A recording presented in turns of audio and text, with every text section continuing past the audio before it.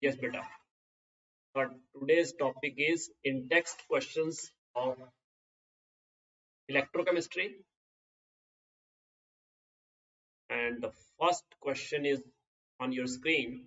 That is, how would you determine the standard electropotential of the system Mg2 plus 2 Mg? This is the question, that how would you determine the standard electropotential of the system Mg2 plus 2 Mg. So to determine the electropotential, what we do,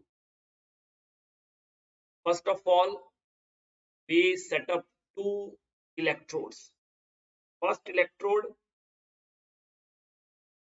in which magnesium electrode is immersed in 1 molar Mg2 plus solution. That is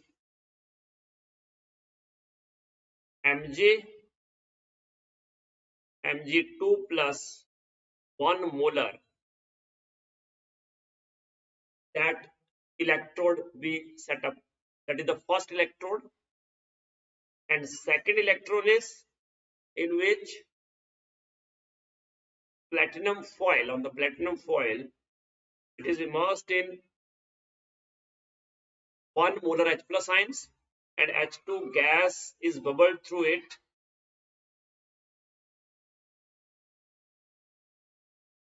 At 1 atmosphere pressure. That is standard hydrogen electrode. One is standard hydrogen electrode and other is standard magnesium electrode. So these two electrodes first of all we set up and connect them. Standard magnesium electrode and standard hydrogen electrode. Set up these electrodes. Okay, and by connecting them, we calculate the E0 cell of the reaction. Calculate E0 cell of the reaction. Let us say E0 cell of the reaction comes out to be X volt. Now we know that E0 cell is equal to E0 cathode minus E0 anode. So when we connect them with the voltmeter, we also see the direction of deflection. Direction of deflection of the voltmeter. So deflection of the voltmeter is in such a way that electrons are moving or flowing from magnesium to hydrogen. That means magnesium acts as anode and hydrogen acts as cathode. And you know what is the standard electron potential of hydrogen? Standard reduction potential of hydrogen is? Yes, beta. What is standard reduction potential of hydrogen? Yes, tell me. It is always 0. That is for standard hydrogen electrode, and this is also called a reference electrode. Standard hydrogen electrode is one of the reference electrode. So we connect them in such a way that we see the deflection of direction. Deflection of direction is from towards hydrogen, because electrons are flowing from magnesium to hydrogen. That will show. So E0 cathode means E0 H plus H2 Pt minus E0 Mg2 plus 2 Mg. Reduction potentials. So this value is 0. So in this way, E0 cell is equal to minus E0 Mg2 plus Mg and E0 Mg2 plus 2 Mg is equal to minus E naught cell. That means E naught of Mg2 plus to Mg is equal to minus X volt. If E naught cell is X volt measured by the voltmeter. Okay. In this way, we can calculate the standard reduction potential of magnesium Mg2 plus to Mg system. This is the way. See the setup. This is magnesium solution, Mg2 plus solution, that is 1 molar. Magnesium rod, that is the magnesium electrode, standard magnesium electrode. And on the other side, there is hydrogen, platinum electrode, blackened with platinum, in 1 molar H plus ion.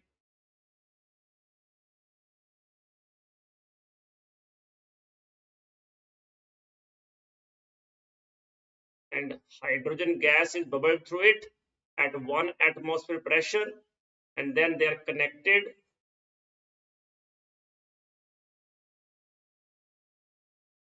And there is a voltmeter. Okay. Conventional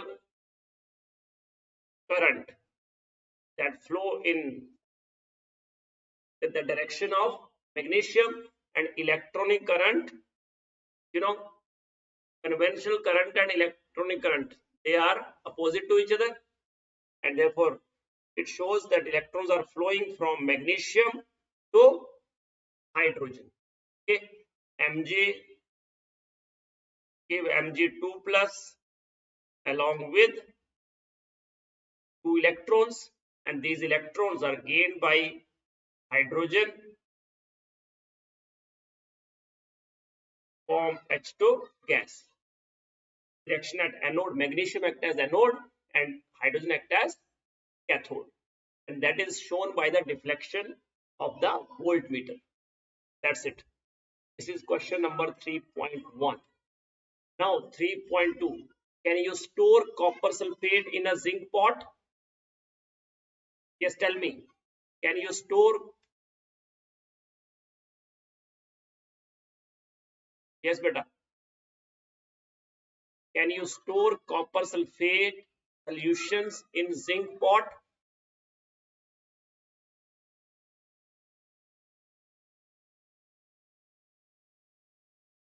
Yes, tell me.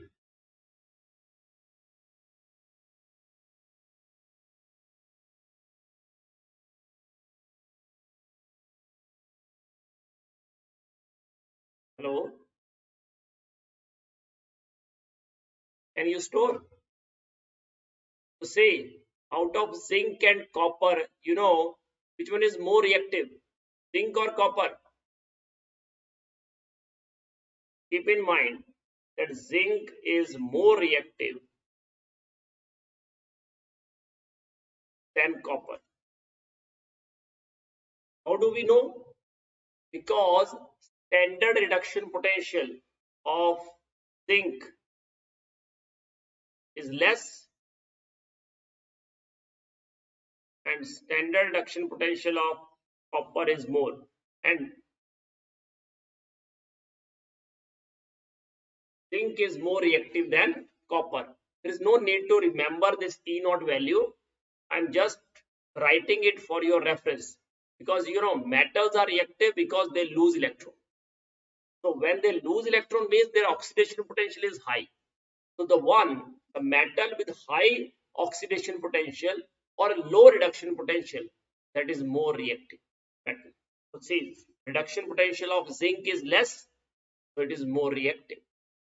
So if copper sulfate solution is there and pot is made up of zinc, then zinc can displace copper. So this reaction takes place.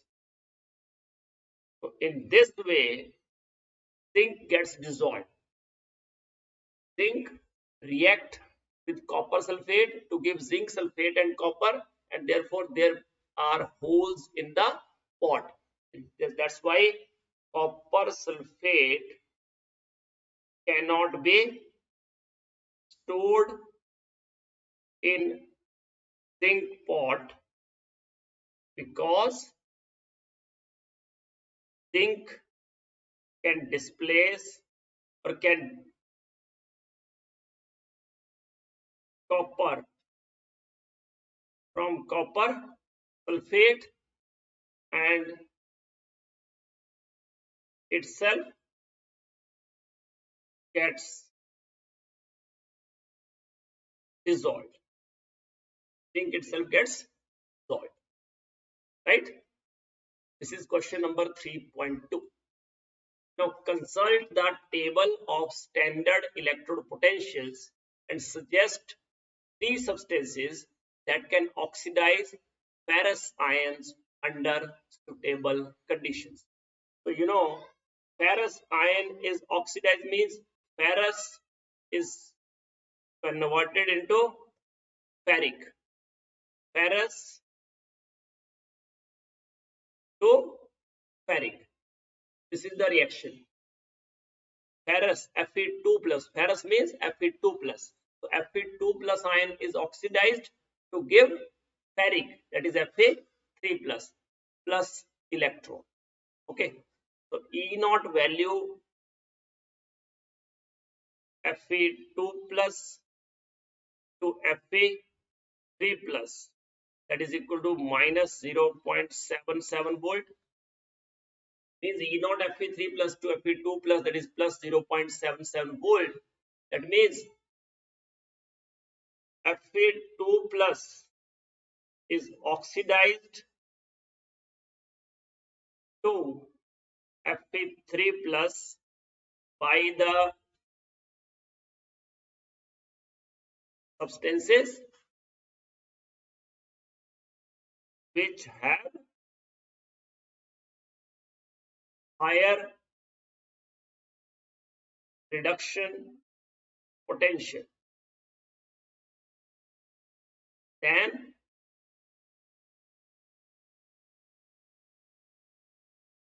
Fe3 plus to Fe2 plus.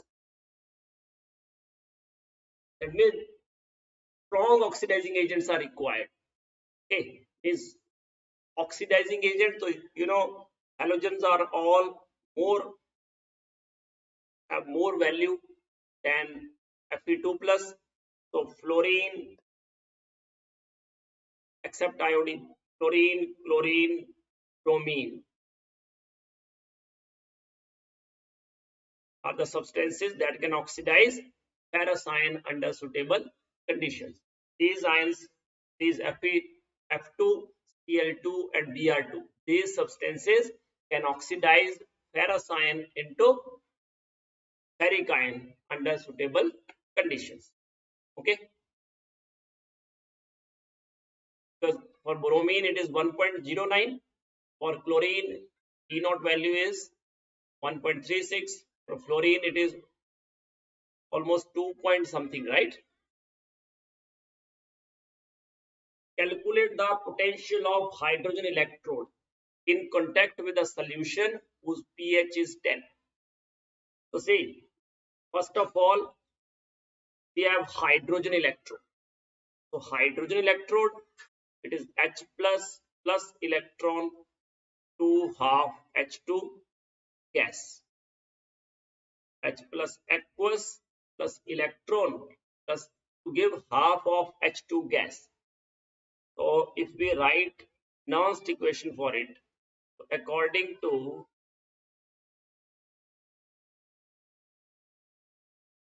Nernst equation, H plus H2PT equal to E naught H plus H2PT minus 0.0591 over N. And what is N here? 1. N is 1 log of pressure of hydrogen raised to power 1 by 2 over H plus ion concentration raised to power 1. Now, pressure of hydrogen is not given to us. If pressure of hydrogen is not given, so it is taken as standard. So standard value is 1 atmosphere. And what is E naught value of standard hydrogen electrode? It is 0. Value of standard hydrogen electrode is 0. Just put the values. E naught H plus H2 Pt equal to 0 minus 0.0591 over 1 log of 1 upon H plus. So now, pH equal to minus log of H plus means it is equal to log of H plus raised to power minus 1 means it is equal to log of 1 upon H plus. So this becomes equal to pH. It is equal to minus 0.0591 into pH. So sorry, E, right? So E of H plus H2 Pt equal to minus 0.0591 into what is pH? pH is 10 into 10 is it is minus 0.591 volt. So potential of hydrogen electrode in contact with the solution, pH is 10, that is equal to minus 0.591 volt. Yes, beta. Did you understand this question?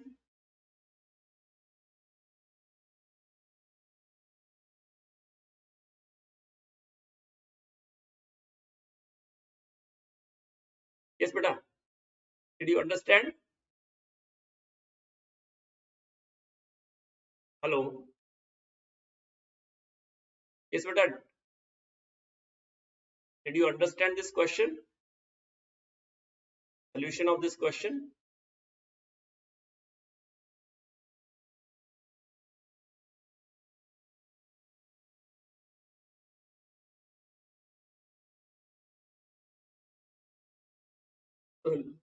Let's go to the next question. Hello. Calculate the EMF of the cell in which the following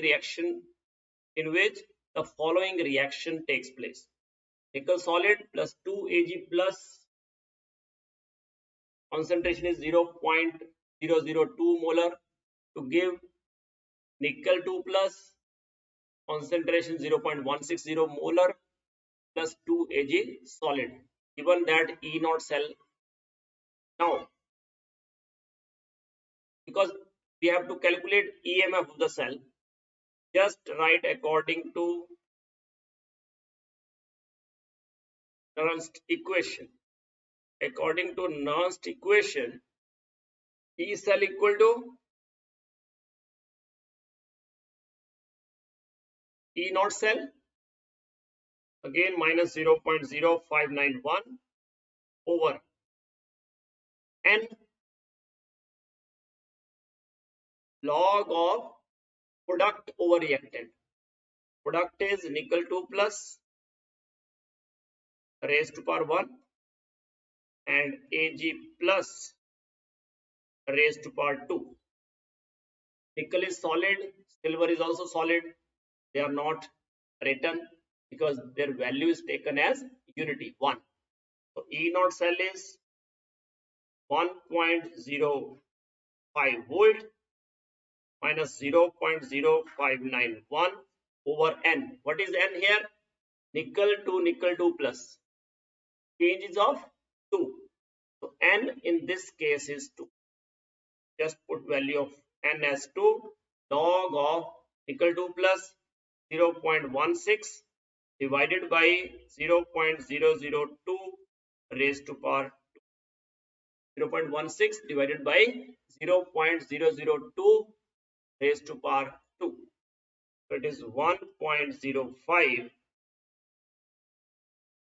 minus 0.0591 over 2 log of 16 into 10 raised to power minus 2 divided by it is 0.002 means 2 into 10 raised to power minus 3. So 4 into 10 raised to power minus 6. So in this way, it is 1.05 volt minus 0.0591 over 2 log of 4 4 is 16 into 10 raised to power minus 2 minus 6 means become 10 raised to power 4. So just solve it separately. Log of 4 into 10 raised to power 4 is log of 4 plus log of 10 raised to power 4. It is log of 2 raised to power 2 plus log of 10 raised to power 4 is 2 into log 2 plus 4 into log 10. What is the value of log 2? It is 0.3010. So take it as 0.3 only plus 4 into log 10 is 1. So it is 0.6 plus 4 is 4.6. So this log 4 into 10 raised to power 4 is 4.6. Just put it A cell equal to 1.05 minus 0.0591 over 2 into 4.6. That is 1.05 minus 0.0591 into 2.3. So 2.3 into 0.0591, that is 0.13593. 13593, 1.05.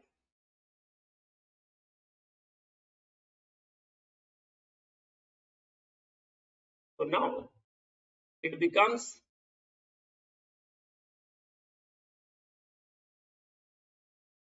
1.05 minus 0.13593, that is 0.914.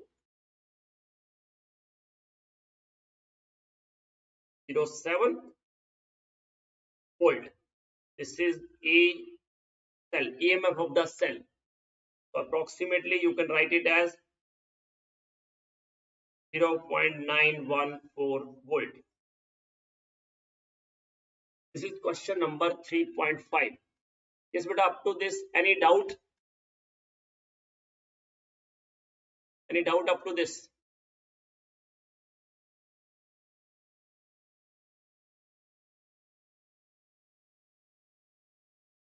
Okay.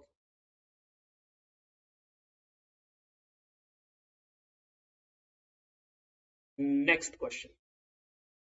3.6. A cell in which the following reaction occurs: 2Fe3 plus aqueous plus 2I negative aqueous to give 2Fe2 plus aqueous plus I2 solid has E0 cell 0.236 volt at 298 Kelvin. To calculate the standard Gibbs energy and the equilibrium constant of the cell reaction. See, E0 cell is given to us. E0 cell is 0.236 volt. It is given to us. Now we have to calculate first standard Gibbs energy. So you know standard Gibbs energy is related to E0 cell. The relation is minus NF E0 cell. So E0 cell and delta G naught, they are related like this. This is delta G naught is standard Gibbs energy. It is standard Gibbs energy. Now, what is N here? Say you can say only one of the half reaction. Let us say Fa3 plus. That gives Fa2 plus.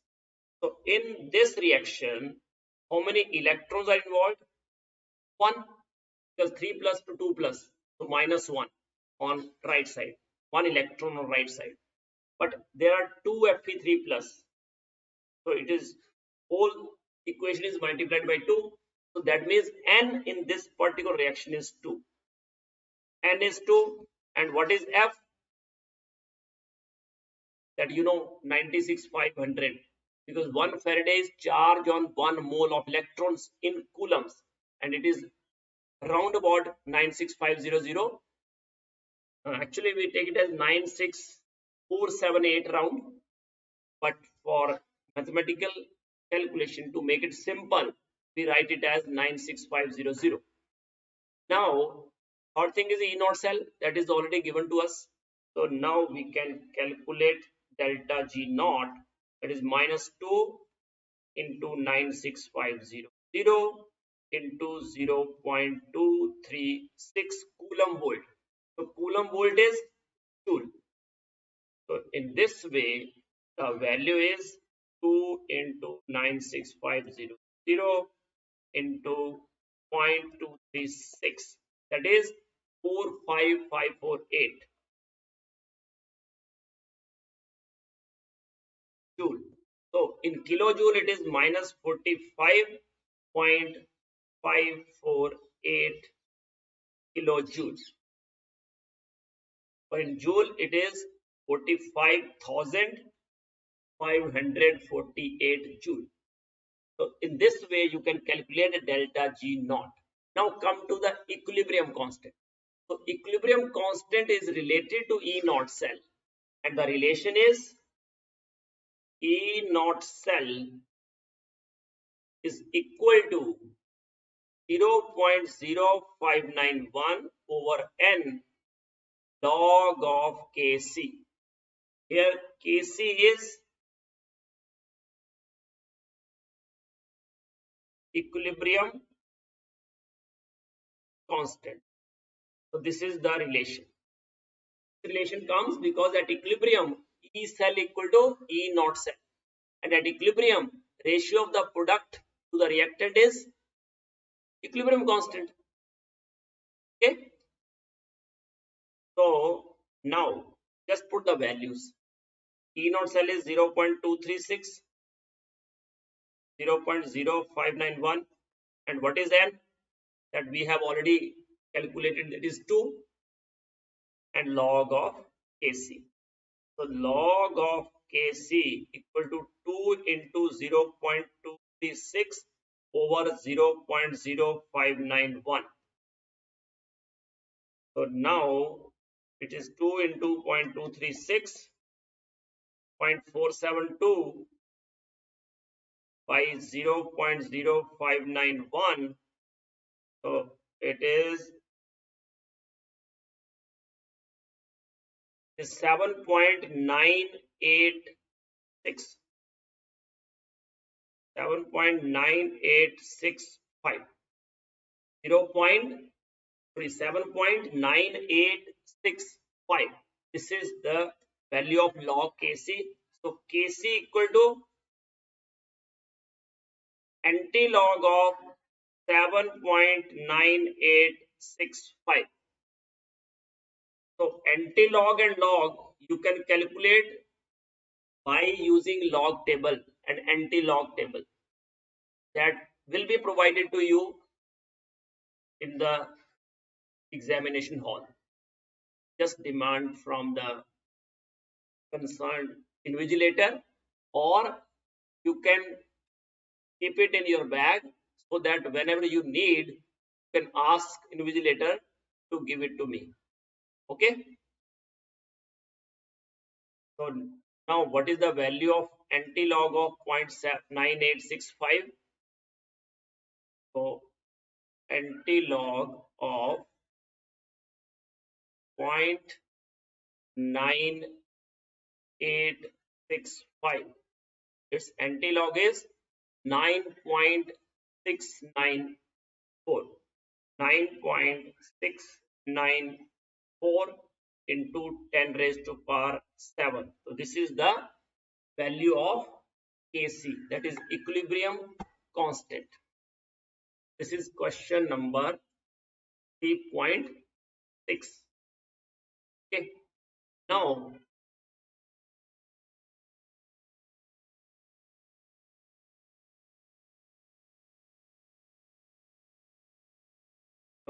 which topic I will have? Okay, beta.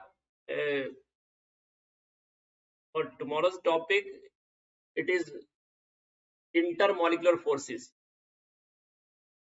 Okay, Asha Patel. So next question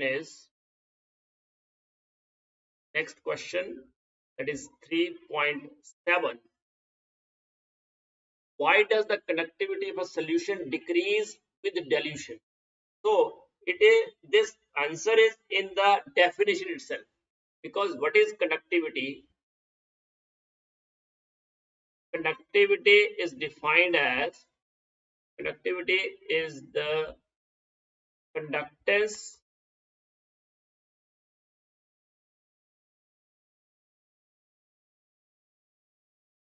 produced by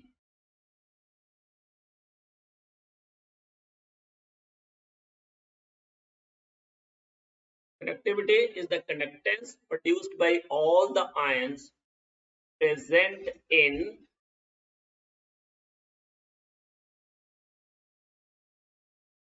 unit volume. Conductivity is the conductance produced by all the ions present in unit volume. So on dilution, what happened? On dilution, number of ions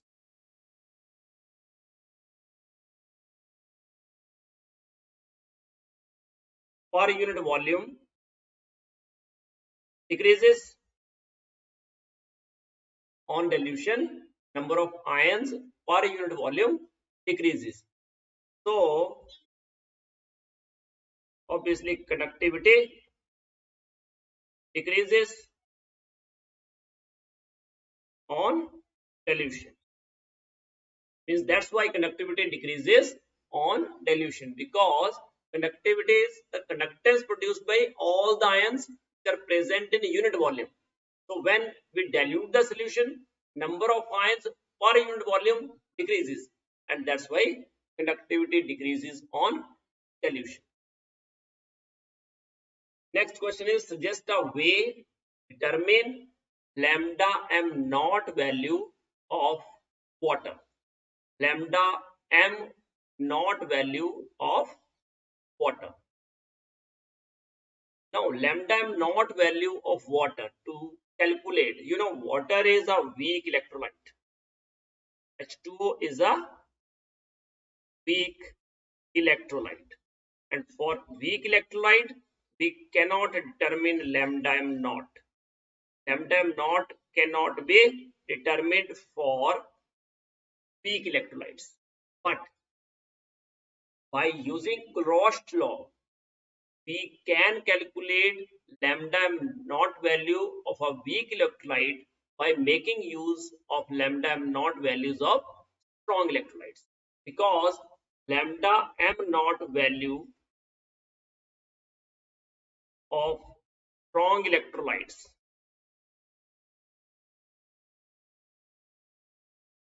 can be calculated by using Debye-Huckel equation.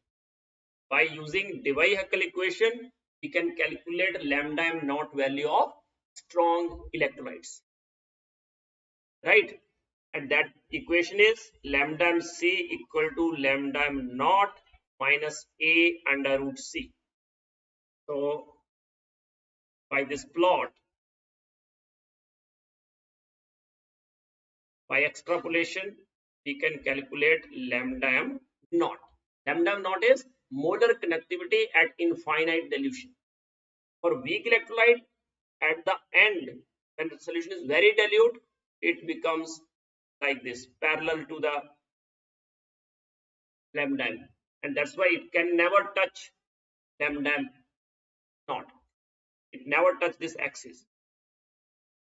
Cannot cross it because for strong electrolyte it is always greater, but it cannot touch this. That's why lambda m naught for weak electrolytes cannot be calculated by using Debye-Huckel equation. So we make use of Clausius law. So according to Clausius law,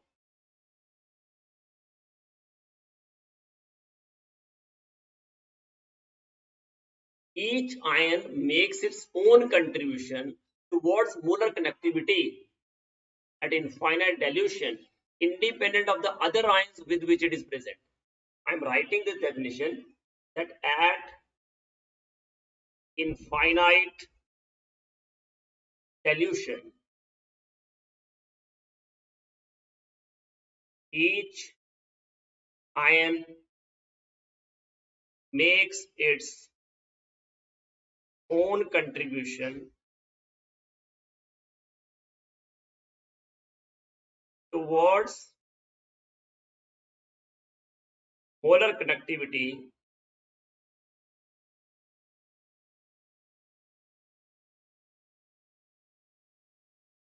independent of other ions with which it is present. Okay, so now to calculate lambda m naught of water, what we need? We need lambda m naught of H plus and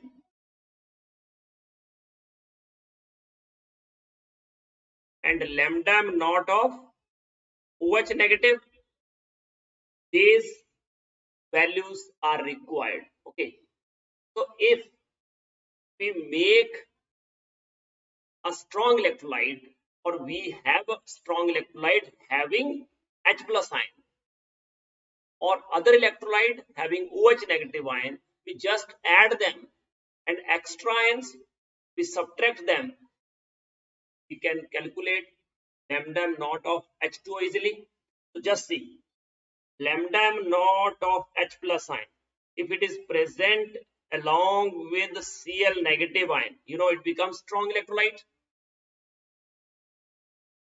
Lambda m naught of OH negative ion, if it is present along with Na plus ion,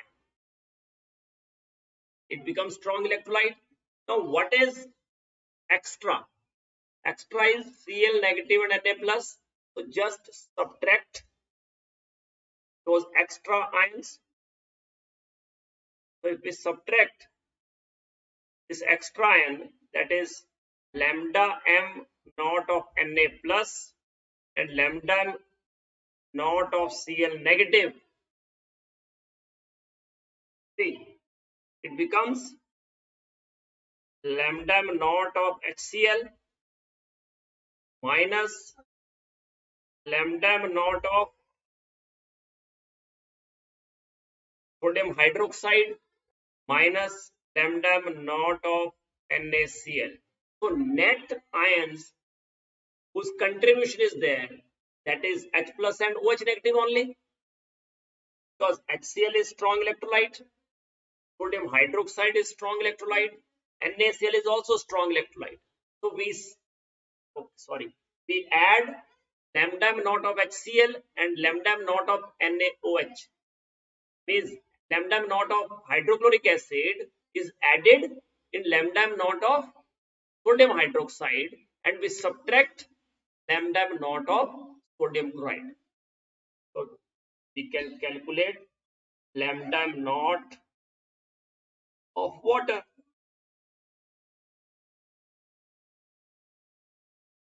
That's it. This is the way. Yes, but okay.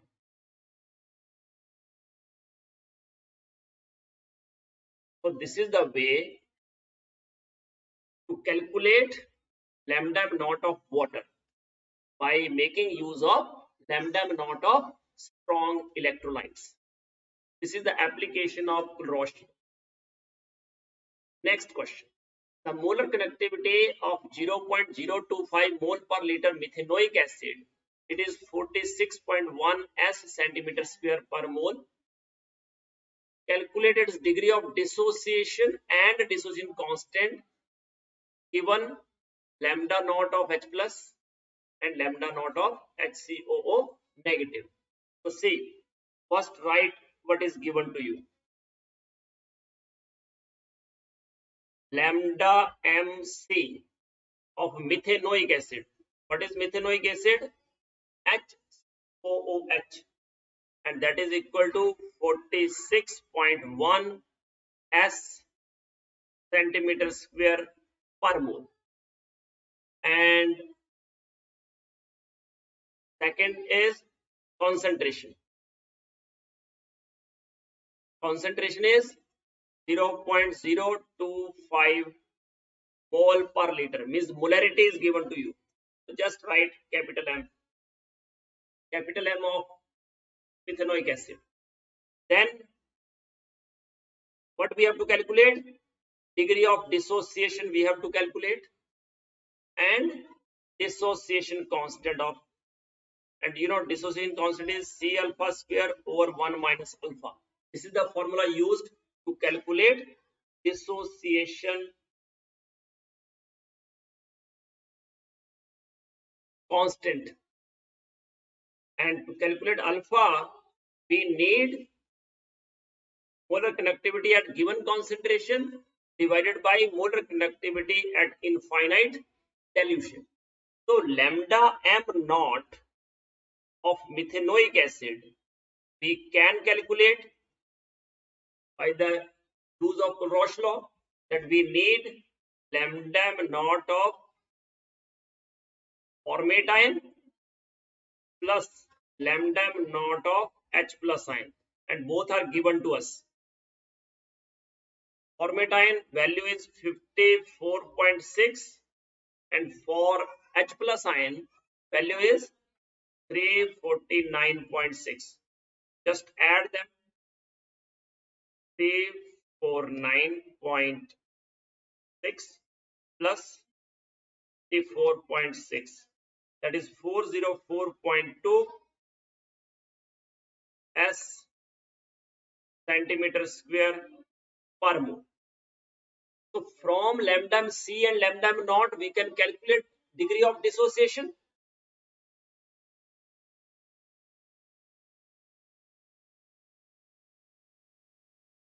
Okay, so alpha, that is degree of dissociation.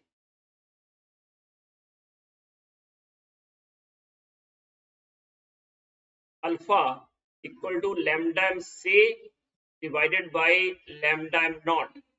So what is lambda C? 46.1.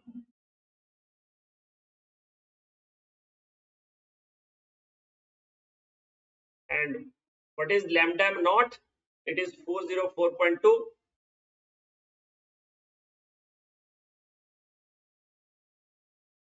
So see, degree of dissociation is dimensionless, and its value is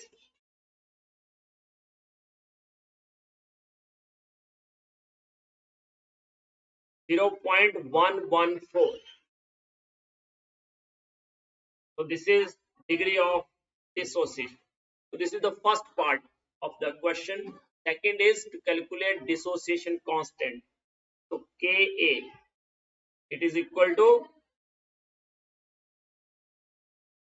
C alpha square over 1 minus alpha.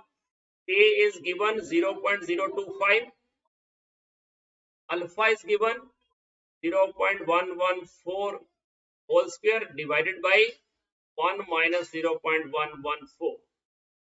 It is 0.025 into 0.114 0.012996 divided by 1 minus 0.114. that is 0.886. So it is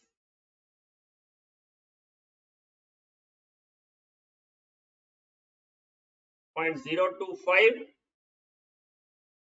or 0.25, 0.025, right? 0.025 into 0.012996, 0.0003249 over 0.886.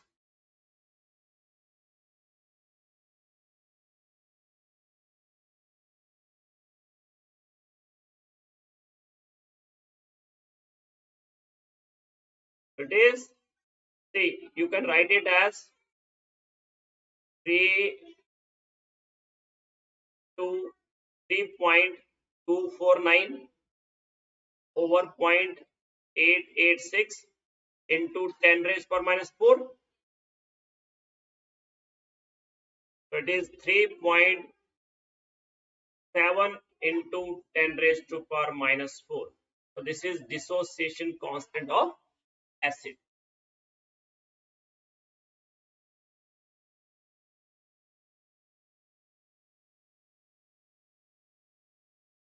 Dissociation constant of formic acid equal to 3.7 into 10 raised to power minus 4. That's it. Now, how do we know that Ka equal to C alpha square or 1 minus alpha? Just look, how do we derive? There's no need to derive, but I just show you how do we get it. See, HCOH, it gives H plus and HCOO negative. In water, take it as H3O plus. Okay. Now, C is the concentration, initial concentration. So initially it is 0, 0. Alpha is degree of dissociation. If alpha is degree of dissociation, it becomes C minus C alpha. C minus C alpha. It is C alpha. It is also C alpha. Because out of C, C alpha dissociate. Alpha is degree of dissociation. It means out of 1 alpha dissociates. So out of C, C alpha dissociates. So this is the relation. So equilibrium constant is H3O plus ion concentration, product concentration over HCOOH into water. You know, water is constant. So K into polarity of water, it is equal to Ka. And that is equal to H3O plus ion concentration, HCO negative concentration, HCOH concentration. So Ka equal to C alpha into C alpha over C minus C alpha. C into 1 minus alpha. So C cancel. It becomes C alpha square over 1 minus alpha. That implies Ka equal to C alpha square over 1 minus alpha. In this way, we use this formula. But in the question, we use it directly. That Ka, we know that Ka equal to C alpha square or 1 minus alpha, because this is the part of class 11. This calculation, what we did now, it is in class 11. So we should write that we know that Ka equal to C alpha square over 1 minus alpha. Next question. If a current of 0.5 ampere flows through a metallic wire for 2 hours, then how many electrons would flow through the wire? See, current is given, it is 0.5 ampere. Time is given, it is 2 hours. So 2 hours means 2 into 60 minutes into 60 seconds. So we should convert time from hours to seconds. It is 7200 seconds. Time is 7200 seconds. current is 0.5 ampere. So Q is equal to I into T. So I is 0.5 into 7200 ampere second, and ampere second is coulomb. So it is 3600 coulomb. So now question is, how many electrons would flow through the wire? So if one electron flow through the wire, so what is the value of the current? What is the charge? Charge on one electron. Charge on one electron is 1.602 into 10 raised to power minus 19 coulomb. Charge on one electron is 1.6 into, we can do it in terms of Faraday as well, but let's take it from charge on one electron.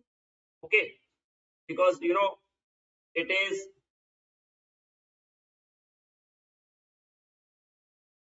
96,500 is actually approximate value, na?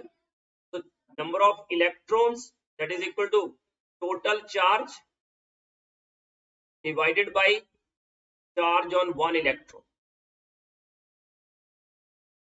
So charge on one electron into number of electrons is equal to 3600 coulomb. So number of electrons is equal to total number of electrons 3600 coulomb divided by charge on one electron. So it comes out to be 3600 divided by 1.602.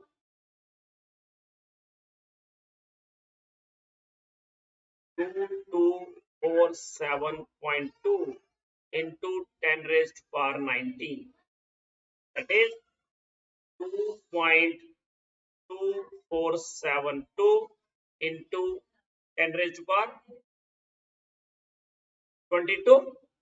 2.2472 into 10 raised to power 22. These are the number of electrons.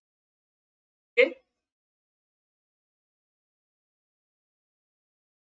Just a list of metals that are extracted electrolytically. Yes, beta. Question for you.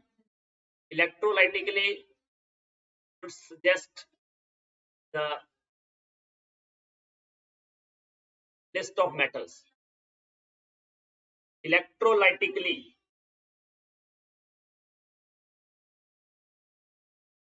Yes.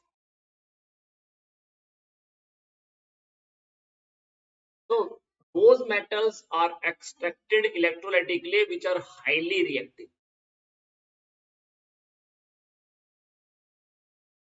Highly reactive metals are extracted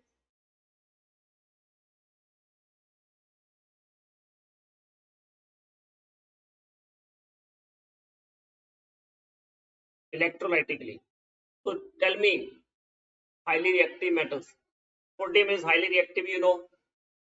Potassium is highly reactive. Magnesium is highly reactive. Aluminium is highly reactive. Strontium is highly reactive. Even calcium is highly reactive. These alkali metals, alkaline earth metals, as well as aluminium, they are extracted electrolytically because reducing agents are not available for them, because they are themselves very strong reducing agents. So to extract them, we need reducing agents because most of the metals are in oxidized form. So to extract them, they should be reduced. So we need reducing agents. So reducing agents are not available for them because they are themselves very strong reducing agents. So reducing agents stronger than them is not available. Okay. Now consider the reaction chromate plus 14H plus 6 electron to give 2 Cr3 plus 7 H2O.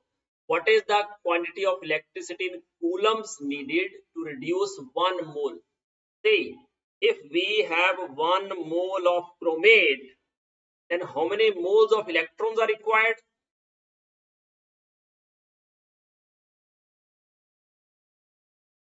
6 mole. So write that quantity of electricity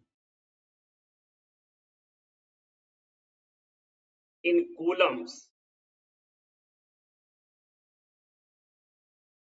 needed to reduce 1 mole of dichromate equal to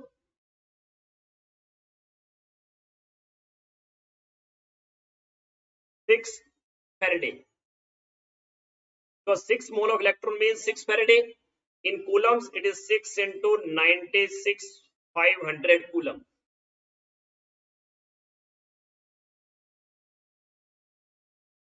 So it is 579,000 coulomb. So this much is the electricity in coulombs needed to reduce 1 mole of dichromate, because 1 mole of dichromate need 6 mole of electrons to be reduced to Cr3 plus. Next question. Write the chemistry of recharging the lead storage battery, highlighting all the materials that are involved during recharging. See, lead storage battery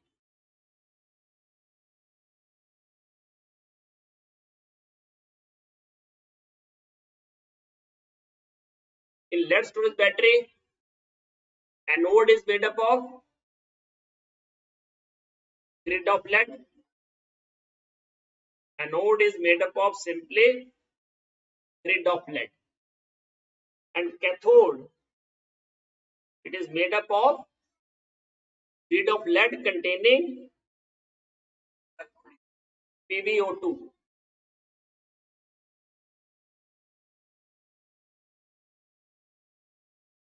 And what more is required? We need electrolyte, that is 38% of sulfuric acid. So when battery is in use,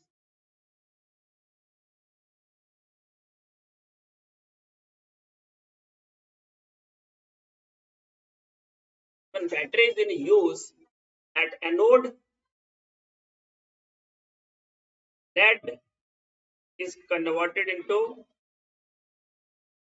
lead sulfate. Okay, and at cathode PbO2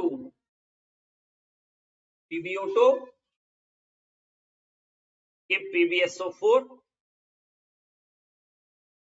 So SO4 2 negative is required, and to balance oxygens we add 2 water plus 4H plus 2 electron. So at anode, lead converted into lead sulfate.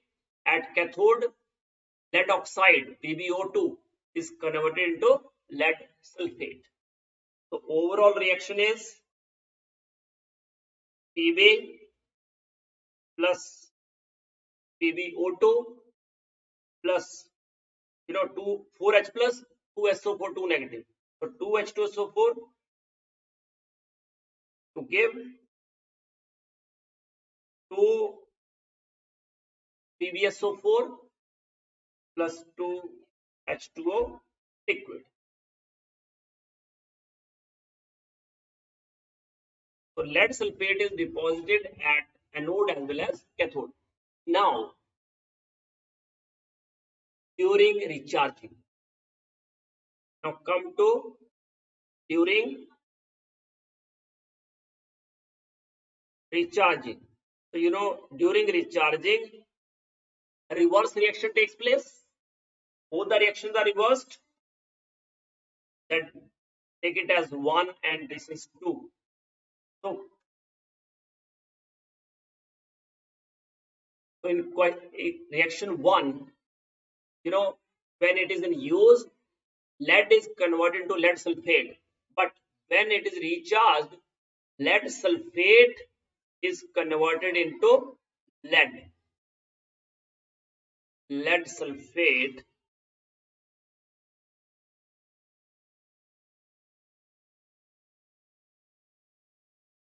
is converted into lead along with SO4 2 negative. So the reaction, the forward reaction takes place at anode. So obviously this reaction, when it is reversed, it becomes cathode. Now at cathode, lead sulfate is converted into lead. Now reverse of reaction 2. So in that case, lead sulfate, it gives PbO2. Okay. Now just balance it. SO4 2 negative plus 4H plus 2 electron. Here 2H2. So this reaction takes place at anode. So overall reaction during recharging is 2 lead sulfate,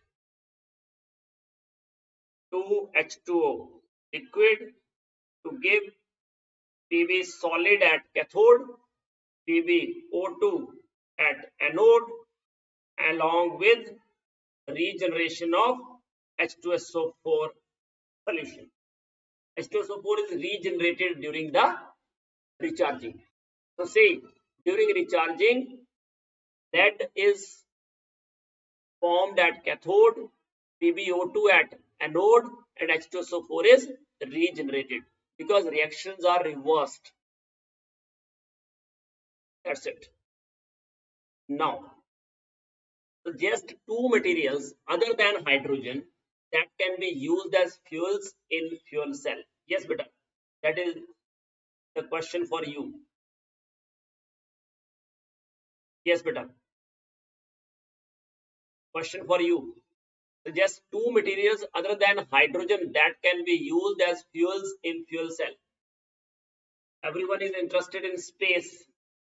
Okay, and in space, you know, spacecrafts, we use fuel cells because they give hydrogen oxygen fuel cell generally used.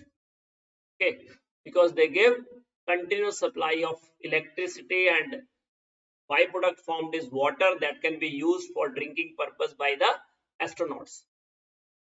Okay, so tell me two materials other than hydrogen that can be used as fuels in fuel cell. Yes, beta. It is methane.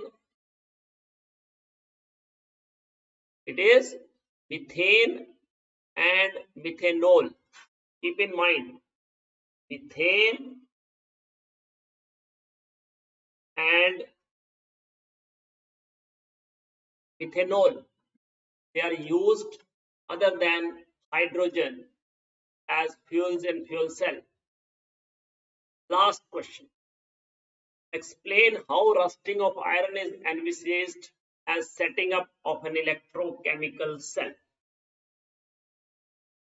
So see what happened in this case. How do we recognize the setting up of electrochemical cell? Rusting of iron. So first point is, yes beta, tell me. rusting of iron. So water layer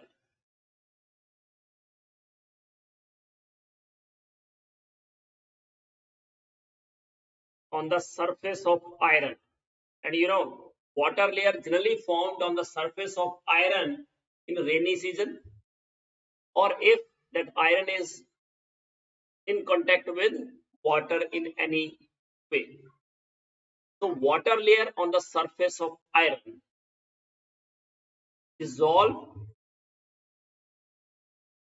the atmospheric gases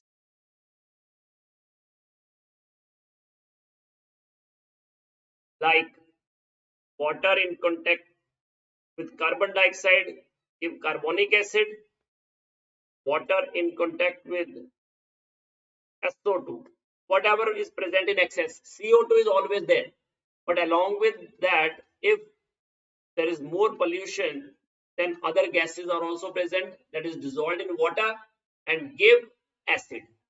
And these acids provide H plus ions. Acids provide H plus ions. Acid provide H plus ions, and these H plus ions are the source of electrolyte. These are the electrolytes which make the electrons to flow. Okay, due to the presence of H plus ions, Fe loses electron and form Fe2 plus ion. So the spot on the iron where this reaction takes place act as anode. Spot on the surface of iron where this Fe is converted to Fe2 plus and loses 2 electron, means iron is oxidized, that spot act as anode. Okay, then these electrons flow through the electrolyte and go to the another spot where H plus ions are present along with oxygen gas. So oxygen gas in the presence of H plus ions gain electron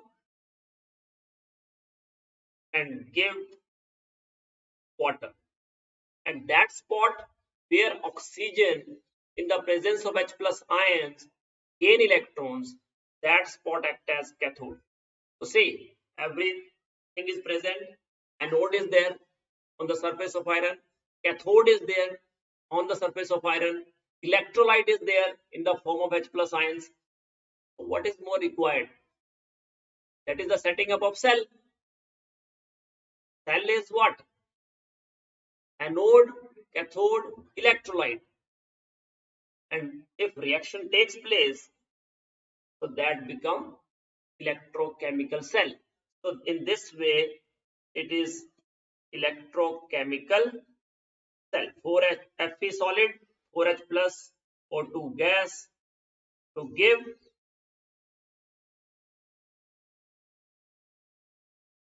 two Fe2 plus 2H2O liquid. So this is overall cell reaction. E naught of this is minus 0.44 volt and E naught of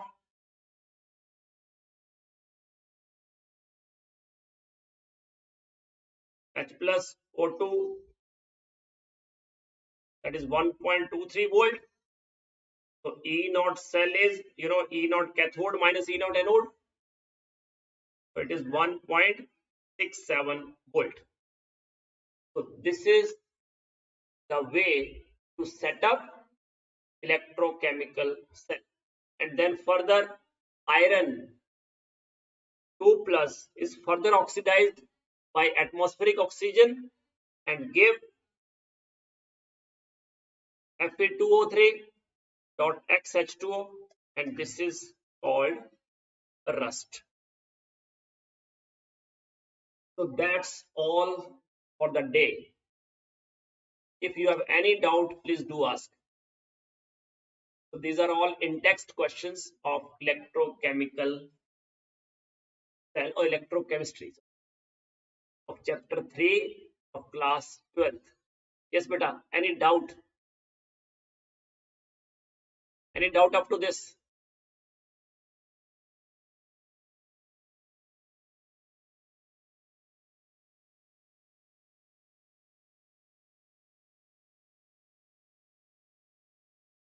Yes, Pranay. Home.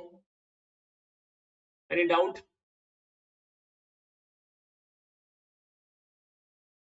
Okay, so you can leave the class now. So thank you so much to all of you. Do subscribe my channel and at the same time share with your friends. I'm going to solve all the concepts of class 12th NCERT exercise as well as concept and at the same time NEET and JEE questions of class 12th as well as class 11. Who like, subscribe and share my channel with all your friends, that all will be benefited and my channel will grow because of you, and there is some contribution from you all, so you will feel proud that it is our channel that will grow like this. Contribute in this free education drive. Thank you so much to all of you. Have a nice day.